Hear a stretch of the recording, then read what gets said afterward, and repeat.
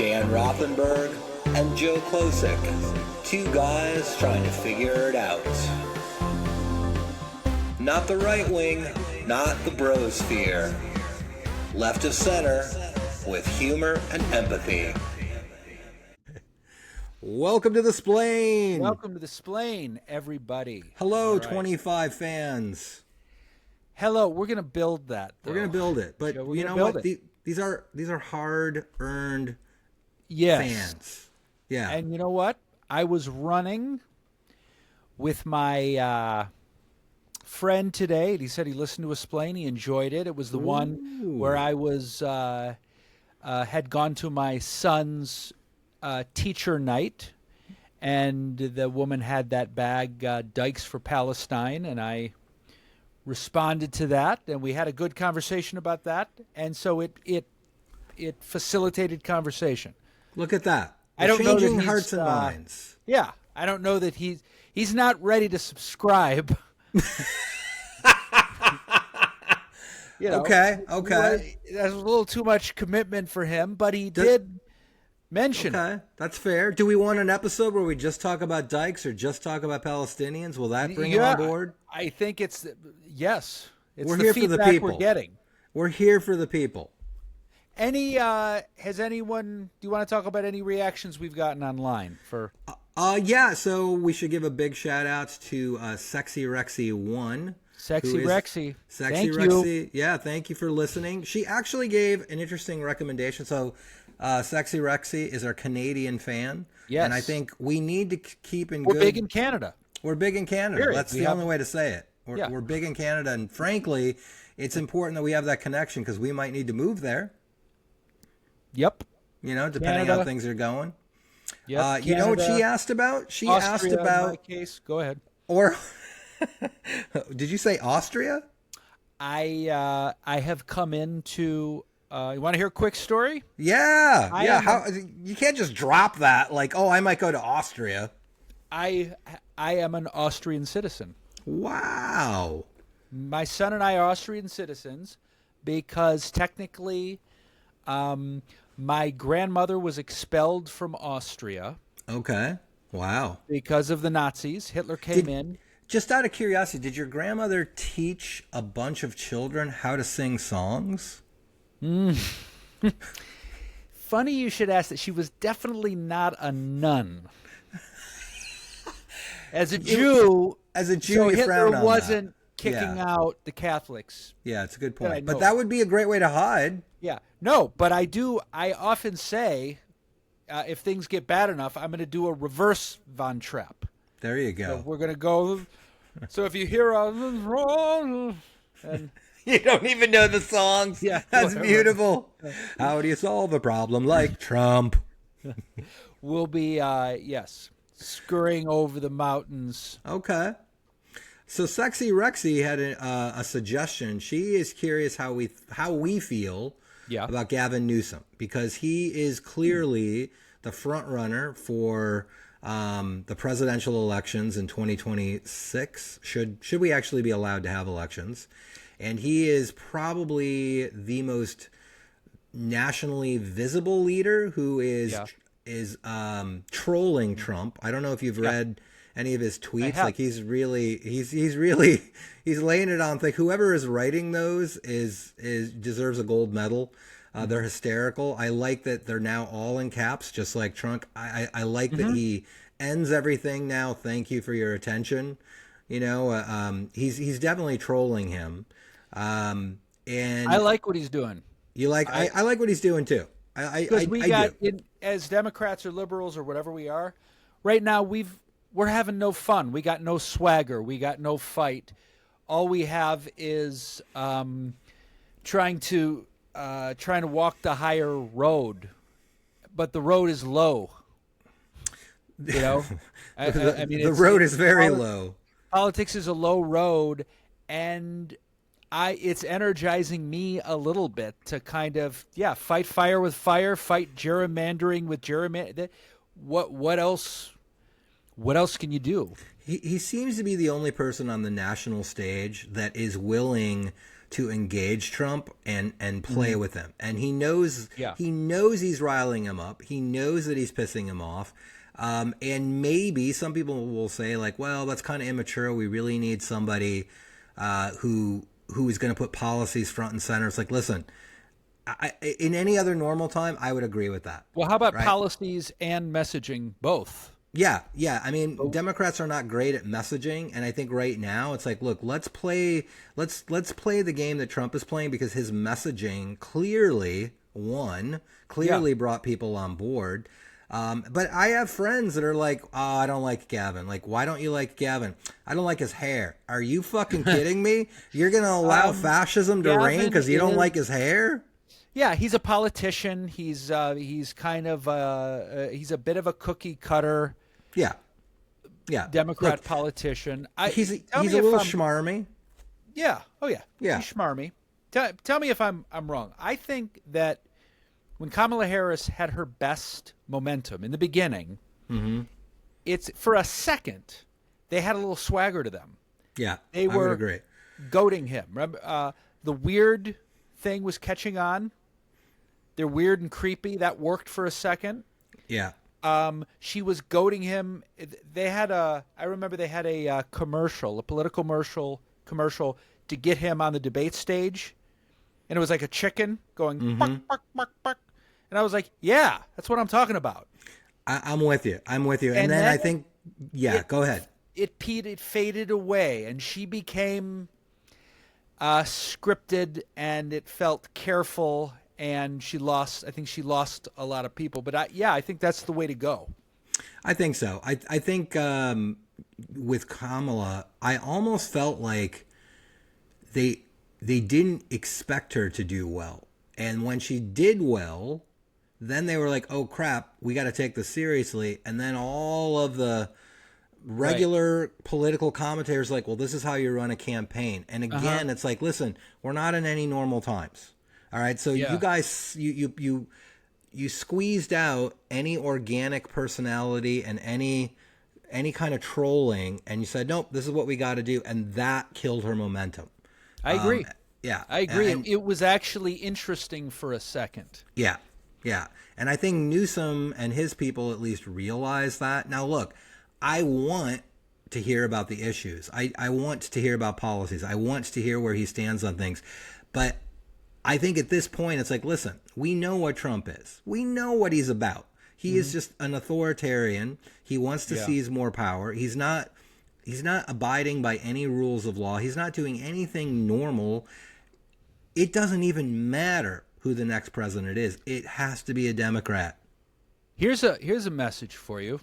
Oh, bring it. If I become president, the Epstein files are released first day, all of them, period. You know what? Yeah, but here's what I would say to that, though. Here's what I would say to that. Like, all along when Trump was saying that, number one, there are a lot of valid reasons why you do not release the transcripts to investigations. There's a lot, because you're protecting the victims. A lot of the victims we don't know. How about the list of perpetrators? But here's the thing. That list of perpetrators also, like, a lot of it is sealed grand jury testimony.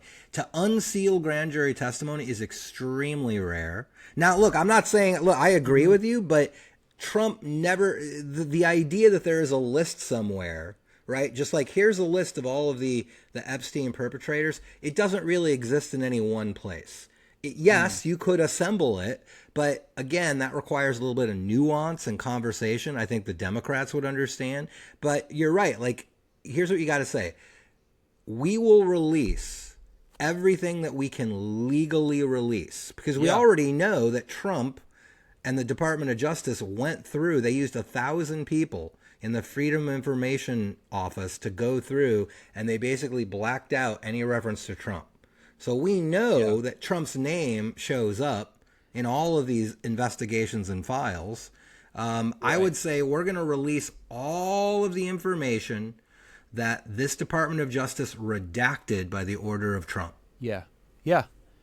And that includes, and if Bill Clinton is in there, burn him to the ground. Yes, yeah, all of them. That's him. it. Like that's the when Fox News people say like, "Well, Clinton's in there." Good. Let's get it all out. Let's find out who all the assholes at least, are. I think we're being a little nuanced about it. I don't want to protect him. No, I don't want to protect anybody that is a known. I don't want to protect that culture at all. Really what you need to do, I mean, and again, this requires some nuance and this requires some trust, right? You have to talk to the victims that testified. That's who you have to talk to, okay? And you have to say, like, listen, would you mind if we released your testimony?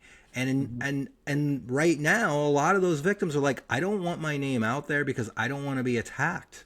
I'm tired of it. I was already raped. I was already abused. I already had to go to trial. Justice was not served, right? So I think this is also a moment where people could learn about the justice system and understand, like, look, as bad as you think it is, and as much as you think there's a cover up, the reason why we don't have more information is it's protecting the victims. That's what it's really about right now. I know, but not for him. Not for him, no. For him, no. For him, but that's what I'm just like. We got to be careful. The perpetrator, yes. You got to be careful to promise something. If he can win an election on trans sporting participation, yeah, maybe we can win on covering up his cover up. Well, it's obviously it's going to something fundamental. It's triggering people. It's triggering his base because, you know, Trump is such a freaking idiot because the person who has the longest and closest documented relationship with Epstein is Trump. Right. It's Trump. Right. There's pictures of him. There's interviews with him. There's so much stuff. It's Trump. Yeah, so he's hanging out with him. He's hanging out with him. He's giving quotes about him. It's end of story. Yeah. It's kind of like what I don't get is MAGA sort of has a lock on this manhood thing. Right. We've defined what manhood is. Okay. And so within that, you got a guy hanging out with this pedophile pervert and his best friend doesn't know. Does it work that way? Is he also reading Playboy for the articles? It's just BS. Trump doesn't read, so we know. Yeah. But yeah, I mean, look, Trump's made creepy comments about Ivanka, his daughter. Trump has made creepy comments about the Miss Teen USA pageant that he owned and walking in on them. Trump has made creepy comments about young girls are his alcoholism. I mean, these are all documented, easily researched things. Right. And then to think like, oh, he didn't know anything about it. Bullshit. Yeah. Bullshit. It's been endless comedy on the deny till you die dude. But even like the MAGA base is so focused on conspiracies, but they can't see the one unfolding in front of them. Yes. It's like, listen, I believe in conspiracies. It's the human behavior happening right in front of me. You want to cover it up, but I don't. It's no big mystery. A guy doesn't want to release sex tape, sex information because he's in it. Yeah. So I mean, human behavior. Here's the thing: if I was Newsom's people, right? Here is the thing that I would just hammer, right? Up until election, Trump's former personal attorney was appointed the deputy at the Department of Justice. That guy goes and interviews Ghislaine Maxwell, right? Mm-hmm. Epstein's right-hand man, convicted child trafficker, right? Got 20 years for sex trafficking children. Interviews her. A week later, she is moved to a minimum security prison. Yeah. And he didn't know about I didn't know about that. Cover up. Because she has information about Trump. She's got Yes, he was at the island. Yes. There's a conspiracy for you. Right there. Right it's in plain fucking sight. It's plain fucking sight. I would hammer that. This is how he's lied to you. Good point. Yeah. Well, I'm glad we solved that. Yeah. So anyway, done. Okay. That's how you win, Gavin Newsom. Yeah, you're welcome. Next. Yeah. So what do you got next for me? I think I'm going to become a suburbanite, Dan. I think I love San Francisco, but disappointing. It's disappointing. I know, but lies in me, dude, I don't even know if I can. Let me see if I can. Okay, so I'm at my girlfriend's house, and look, this is, I don't know if this is even showing up on camera, but it's just blue sky, lemon trees, and a wooden fence, and quiet and peace. And it's, we got up this morning. We made crepes, savory crepes for breakfast. And then we had Nutella and berries in our crepes. And then we sat around for a little while looking at each other in love. Getting comfortable. We played with our kitten, and then she's like, so what time do you want to go back to the city? And I'm like, oh. How about never? Yeah. Never. Yeah. Yeah, I get it. You live in the Tenderloin. It's just, man, here's what I resent about San Francisco. As much as I loved it and as long as I have lived there, right? It wasn't until I started dating Christine, right, who's a suburban girl, she made me realize that there is a part of my brain that is constantly looking at the ground so I don't step in shit, but it goes on in the background, and I've tuned it out. I've tuned out the crazy people always yelling crazy shit. I've tuned out the sirens. It's just life. But she's there, and she's just like, oh my God, oh my God, oh my God, right? Like, we can't walk her dog in my neighborhood. She doesn't have that. She hasn't built that resiliency. But see, that's the thing. Like, yes, we can frame it, as like resiliency, but it's like, it's not normal. You shouldn't have to always have a part of your brain looking out for shit. No, you shouldn't. No, yeah. And then inevitably you start looking at all of the shit and you start asking, like, is that dog or human? You shouldn't have to ask that. You shouldn't have to. That should not be a normal thing when someone's walking down the street yelling, you motherfucker, I'm going to kill you. You shouldn't have to be like, man, it's Tuesday. You shouldn't have to have that going on. But I just and then there's a siren, and then there's, it's like, no. I mean, I've been out here all weekend and haven't heard one siren. I've heard no person yell any weird absurdity. There's a reason the East Bay exists. Oh, man, we went hiking. Right, we went hiking up in the hills. And at one point, we're way up in the hills, and we can see the city, right? And the city is like peeking out from the fog, just like, "Hey, Joe," and I'm like, "No, buddy." It's not as glamorous as it used. It's not as glamorous. It's just, I got a woman making me crepes with her parents. No, there's no parents. What are you talking about? Where are you staying? At her place. Oh, she lives there? Yeah. It's a long. Yeah, I mean, this is her mom's house, but her mom is in a care facility. Okay, so she lives in the suburbs. Yes, she lives in the suburbs. Yeah. You know what?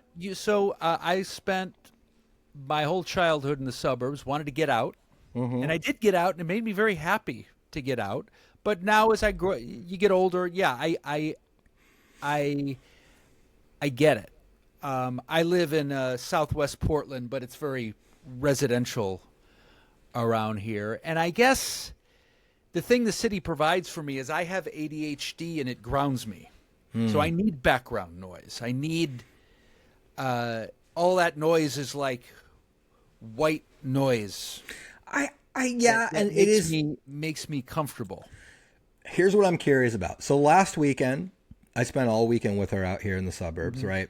And when I got back, by the way, that's what sirens and suffering are for, to make sirens and suffering. Well, there's my album right there. Yeah.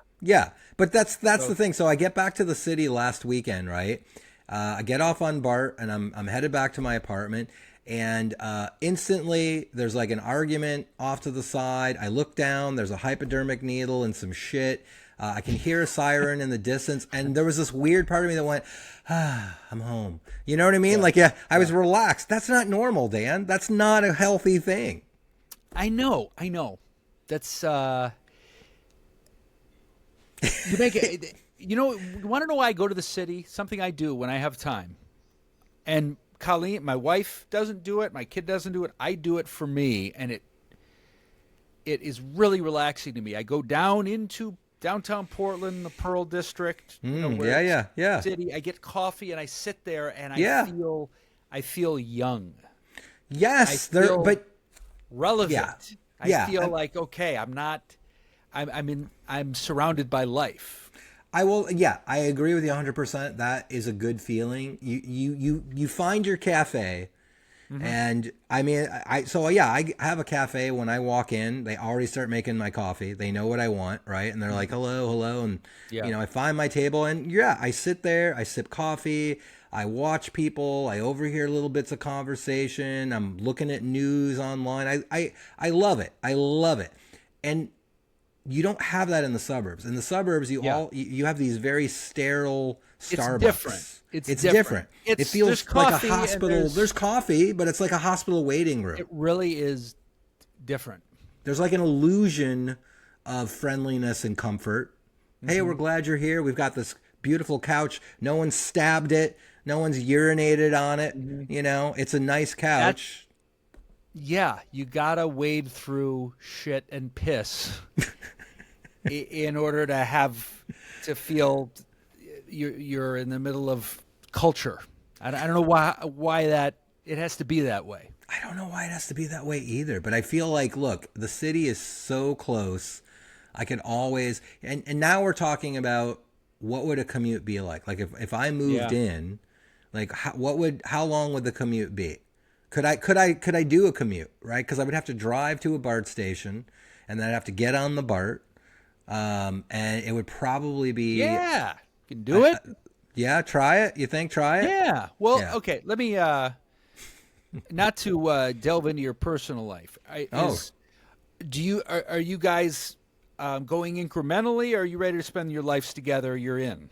Oh, I think we're in. Okay. I'm 57. I'm still gonna date. I'm still gonna be on the apps and look around. Like, I'm not gonna do better. Christine's amazing. Oh no, you're not gonna do better. I'm saying can she do better? Is the question. She could. 100%. Don't tell her. Please don't even put that thought in her head. She could so do better. She could so do better, but are you going to move in with her? You guys want to live together? I mean, we're trying to figure that out. There's other variables that are, I mean, this sounds so ghoulish.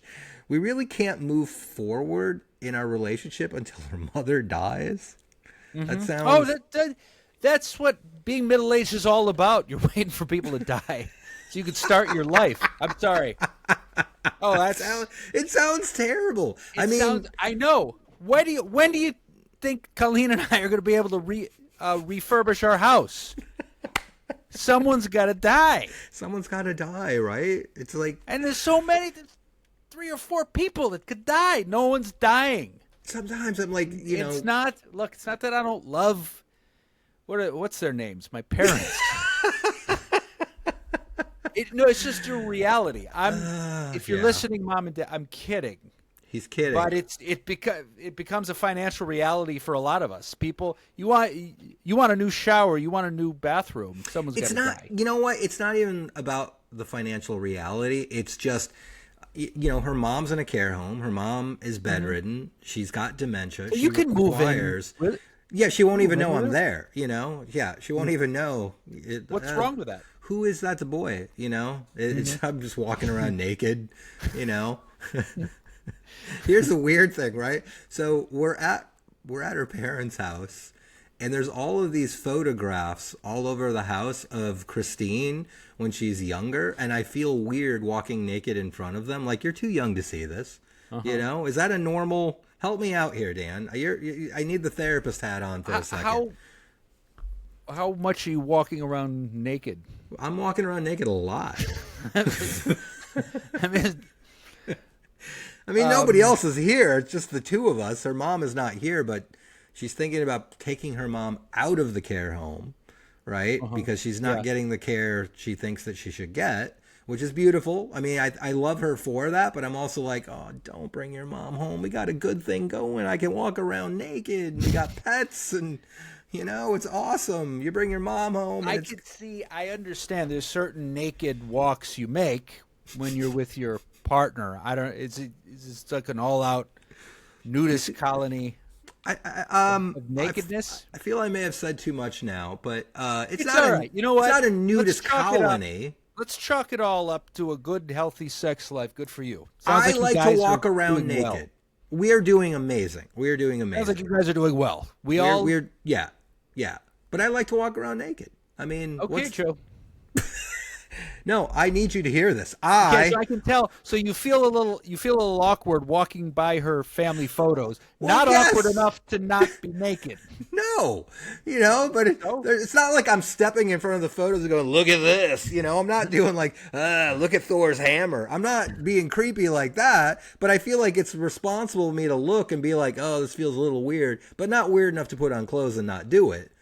I've got nothing to add to that. You weigh the pros and cons, and it sounds like you like to be naked, which is... I like to be naked, yeah, right. Or at least in my underwear, which that looks weirder to me. Like, don't put the underwear on if you don't really want the underwear. Like, just be naked. Mm-hmm. Good, Joe. Good. All right, what you got? Don't ask me to co-sign that because I'm a therapist. You're not. People always do it. I need you. You're a therapist. Yeah. I like to walk around with such and such inserted up here. Right? I felt like out of it. Throwing you a lifeline to help me out, and you're not grabbing. You're like, nope. It sounds like you're comfortable being naked. I like to make coffee naked. I like to make dinner naked. All right. Can we move on? How many times? All right. Okay. More naked talk. Okay. Is it my turn? You got a topic? I do have a topic. Let's hear it, buddy. Let's get into it. Let's. We got 10 to 15 minutes. Yeah. Bring it. Okay. I watched a documentary. Speaking of being young and living in San Francisco, I watched a documentary called Chasing Amy. Chasing Amy. Chasing Amy. Interesting. So it was about a young queer person who was growing up in Kansas, and in the 90s, very closeted as young lesbian, soon-to-be trans man were in Kansas, perhaps still are in Kansas. And he comes across Chasing Amy, and it's this movie. You've seen it, right? Yeah, it's classic 90s. Totally classic. Yeah. Who's the director? I'm blanking on his name right now. Kevin Smith. Kevin Smith, right? It was his resurgence. So he did Clerks, then he did Mallrats, was kind of a dud, and then Chasing Amy is probably his best work. And so he's talking about how he was obsessed with this movie. It was a movie with queer characters and queer things happening and fluidity. And it was this revelation. It's all he had, this kid in Kansas. It was a very sweet story. So he decided to do a documentary about Chasing Amy and all that went into it. Quick summary. Chasing Amy was about Ben Affleck, Jason Lee, and what's her name? Joey Lauren Adams. Joey Lauren Adams was Alyssa Jones. I saw this movie 100 times. Back when I was young, and I revisited it recently. So she's an out lesbian, and they form a friendship, and then he professes his love to her, all through a very cis male straight view of how this should all work. Mm-hmm. Which, again, on the one hand, caused objections from the queer community. On the other hand, drew a lot of people in, made a lot of people ask questions, brought the mainstream into a conversation about how does that work? How can that happen? How can a lesbian date a man? And so they dated, and then they were in love, and then it didn't work out because of his ignorance, because he was threatened by the fact that, she had had some three-ways and she had had some sex, and she had had sex with men, and he thought she had only had sex with women. The fluidity that it's interesting. Not to rocked his world, and his little man brain couldn't handle it, and he lost her. Way ahead of its time, really. Yes. Now that I think about it, that was the 90s. That was like what, 98 or 2000, right? Like 95. 90. Oh my God, even earlier. That was so far ahead of its time. It was really ahead of its time, and it's just, to me, so I watched this doc because I loved that film as well. For me, it was representing things I had never seen on screen, which I was going through, which had to do with not just my own sexuality, which is bisexual. Now I am Alyssa Jones. I am that person. I was gay, bi, married. You wouldn't even know it, but it's a part of me. But at that time in San Francisco, it wasn't just my sexuality. Stuff happens. People sleep together that you aren't supposed to because of their labels. And it becomes this big secret, and it adds to the closetedness and the shame of it. And this movie was like, pow, wow. This can happen. I'm not alone. And granted, I will never claim. So again, to the discussion of it's important to have all kinds of representatives in film and television so people feel validated. Now, the thing about my journey is I was never particularly bullied or oppressed, and I want to put that out there. I had my bisexual journey. It doesn't include growing up in Kansas and being called a queer and called a faggot but it was a journey that was validated by this film. And the thing I wanted to pinpoint was, because we don't have that much time, but it was I found it to be a very endearing documentary, because again, this is a really important movie to me. I had a big crush on Affleck? Allison. Oh, Allison, yeah. Alyssa Jones. Again, I should know her. Joey Lauren Adams. And so it was this celebration of the movie. And then she starts talking about how during this movie she was dating Kevin Smith, and it was about their relationship without the queer part.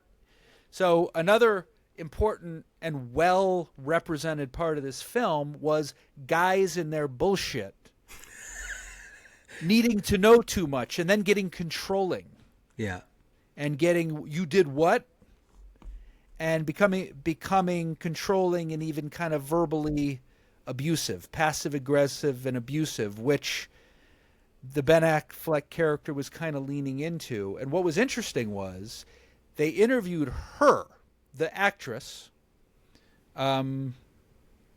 Joey Lauren Adams, and she talked about how you could tell that she was sick of being interviewed about Chasing Amy, because everybody loved it and everybody recognized her. And she started talking about how that film, she's grateful for it and it made her career, but it was hard for her and it was a tough time for her. And it was made by Harvey Weinstein. Ooh, that's right. And she was hanging out with him. Oh my God. So she was talking about how, as much as everybody loves this film, including her then boyfriend, Kevin Smith, who was able to resolve all of his life issues with this film. You know what I mean? So he was able to wrap it up in a nice bow. And if you remember, those of you that have seen it will remember, Kevin Smith is Silent Bob. And he coins the phrase chasing. Do you remember the film? I remember the film. He's the one that says to Ben Affleck, "No, you're being stupid."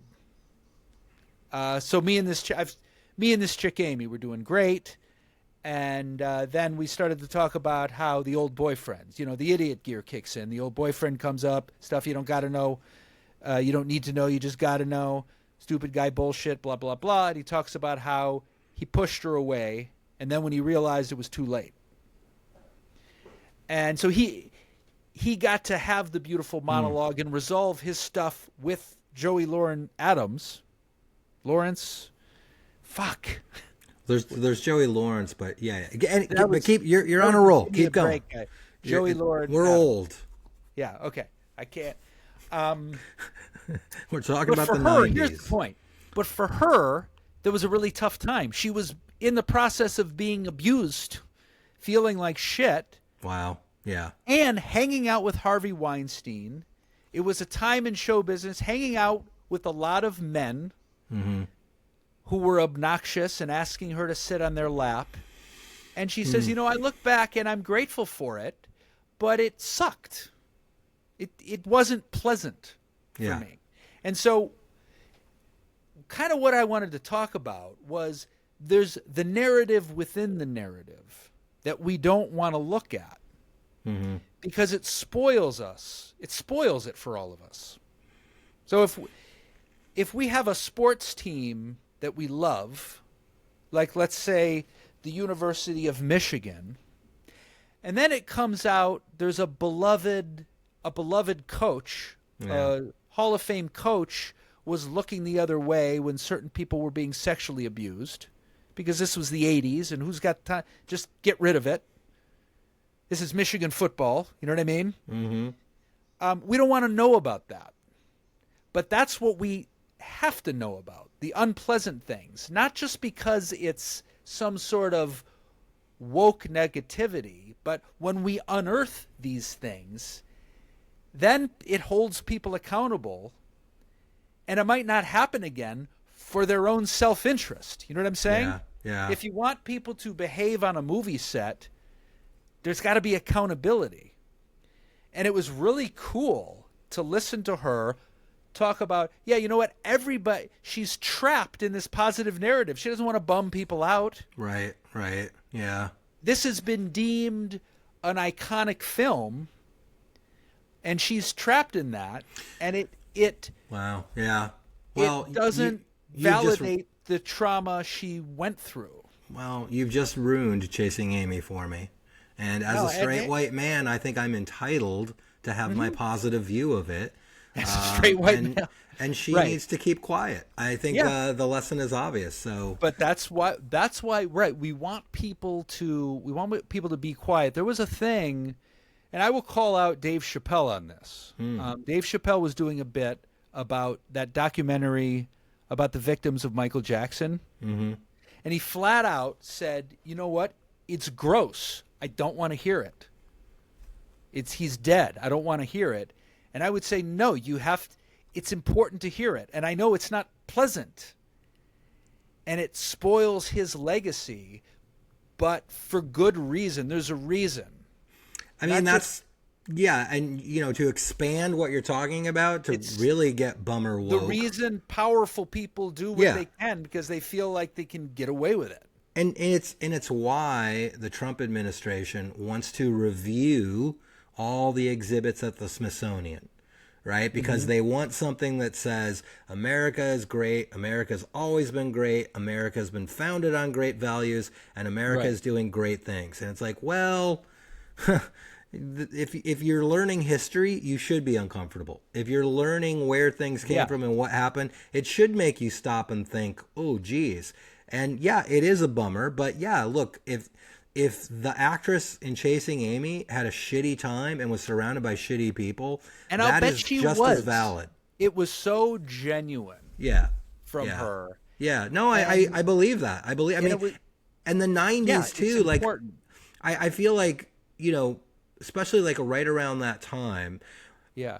Kevin Smith was an interesting director because, Clerks came out of the blue and just blew up, and it was this huge, touchstone for a lot of people in the night. I worked at a 7-Eleven, and I lived that experience of like, of having customers come in and weird people and regulars and the police and all, but I think he probably had an interesting journey. See how I'm automatically making it about Kevin Smith now and not about, not about the woman's story. But, Yeah, he's using this. We're splaining. He's using this movie to deal with his relationship issues, and the people financing the movie is Harvey Weinstein. We wouldn't even know for like another 20 years what kind of a monster that son of a bitch was. Right? And in the meantime, everybody had a closet. Well, all the women had to closet their emotions. All the women had to deal with it by staying quiet. All the women had to stay in the shadows and not say anything. Right? So, yeah, it's important to recognize, like, hey, maybe a lot of the stuff that we grew up with, there's some darkness there. And if you really want to know it, it's not going to ruin the movie for you. No, it doesn't have to ruin the movie. Yeah. It doesn't have to ruin the movie, but the narrative within the narrative is important, because the narrative within the narrative often contains the creepy, and the creepy is what really hurts. That's what damages people. Yeah. That's what sends you to therapy. So, for instance, you and I, comedians all through the 90s, busting our butts, feeling sorry for ourselves, getting rejected, going after this dream, wrapped up in ourselves, and it was a grind, but we didn't deal with creepiness. Well, maybe you did. I didn't. You see what No, you're right. I mean, I remember some people probably did, and that's what sends you to therapy. Yeah. That's what attacks your self-esteem. I remember having a conversation with a Punchline cocktail waitress, and cocktail waitress, Joe, is that? Well, and that's what we called them back then, Dan. Okay? They were cocktail waitresses. All right? We didn't know. What would be the correct term now? Server. All right. Yeah, wait staff. That kind of a thing. Okay, so anyway, you and cocktail waitress, go. But so I had this conversation maybe 5 years ago with her, and I was, and again, you're right. I don't want to know about the creepy, dark stuff that I didn't know was going on. Maybe I suspected. I just feel like, hey, we had a pretty good time, right? Like the 90s, working at the Punchline, like we were pretty good. And she was like, well, actually, and like, what do you mean? Well, actually, right? And there's so much we didn't see because we weren't, the headliners would come in, the headliners would hit on them. They would flat out demand sexual favors in the green room sometimes.